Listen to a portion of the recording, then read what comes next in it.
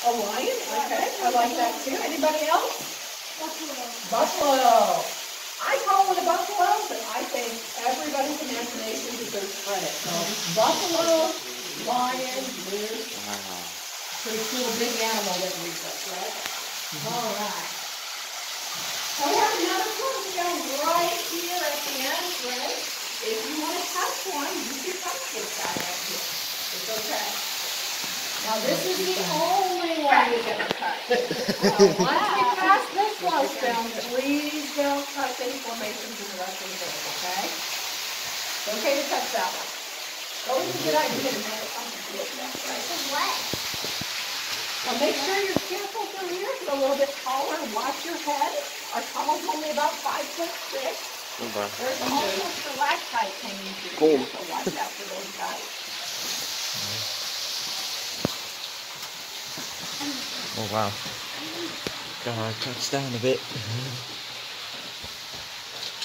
What's that? Oh wow. Oh, my camera can't pick that up. See this thing right here? Oh my. Guess what that used to be? Sinkhole? Yeah. It used to be the sink. It used to be It a looks sinkhole. like So at some point, that sinkhole kept on collapsing down, eroding downward, eventually making its way into the cave right through here. So this So is that started as a sinkhole. Now it's called a chimney because it has flow of air from the cave. Yes, sir. so that is how the cave got found and how they This got is in. probably, well, this is probably one of the ways the cave got found. This might have been the way that, you know, stalagmites on the floor, right? So sometimes those stalagmites and those stalactites end up growing together. And they might go ahead and touch each other. That's how we get these guys way back here in the back. That's called the column back there. Notice it's touching the ceiling and the floor. So they form by stalactites and stalagmites growing together. Oh, okay. right there. Is there what? There is a few bathrooms here right now. Yeah. I have seen one of them today. Why can I pick up this roof? Kind of hard to know for sure. I don't think there's a lot of bathrooms right now.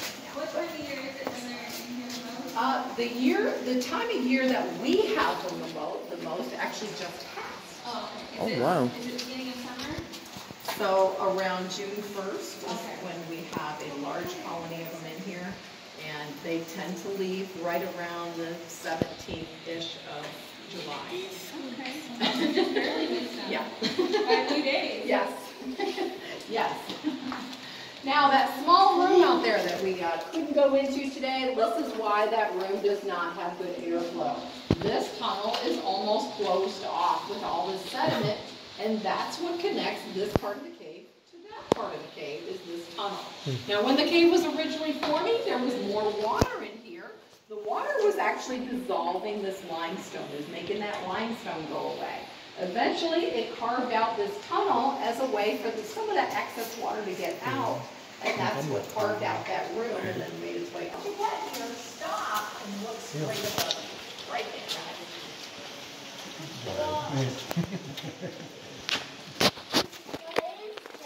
That's called a dome. Well, that's called a dome in the cave. And the domes are also formed by water that comes down from the surface.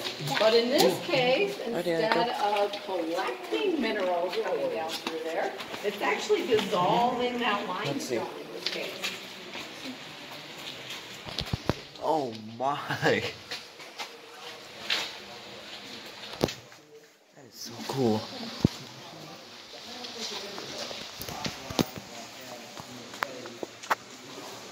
Looks like we've got another group coming out, so I'm going to just wait to see exactly where he is.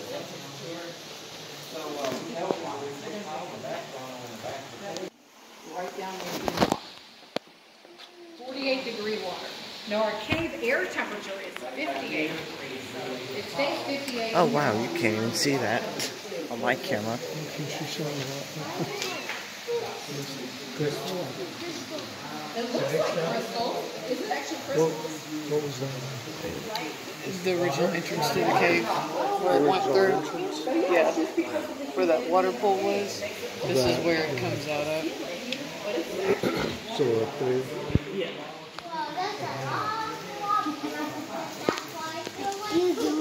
Now, most of the year, we have that water condensation on the ceilings and usually on the floors and pretty much everything else around here. But when it gets very dry, usually gap out there. Yeah. And we also have peanut butter flowing here in the cave, right over here in this little crack here in the limestone. We've got a peanut butter flow right there. And that's a constant flow of peanut butter. So you always see that peanut butter dripping down there at the bottom. It doesn't look like peanut butter. You don't think so? What It does it looks look like? like It kind of does look like it. It doesn't look like something you should taste. That's another flow stone. That's above us. Now, not only do we have this layer of the cave that we're walking through, we also have a great big layer up there that goes throughout the entire cave system. And right here above us, this is where most of our bat populations were up until this last weekend. Yes. So that's where they were. Now the reason is because we have a large colony of female bats that has decided that that's a good place to have babies up there in that space. It's just a little bit warmer up there, and they're very protected up there in that space. So that's a good place for them to use that spot. Those mothers and their babies leave. They've gotten to the point where those babies are big enough and they've learned enough about what they need to do to survive to leave the cave. You don't see our bats again for a while. That particular type of bat does use caves all the time. Our cave's actually a little bit warmer than they like it. They like it closer to 60 degrees. Most of the bat populations actually fall in the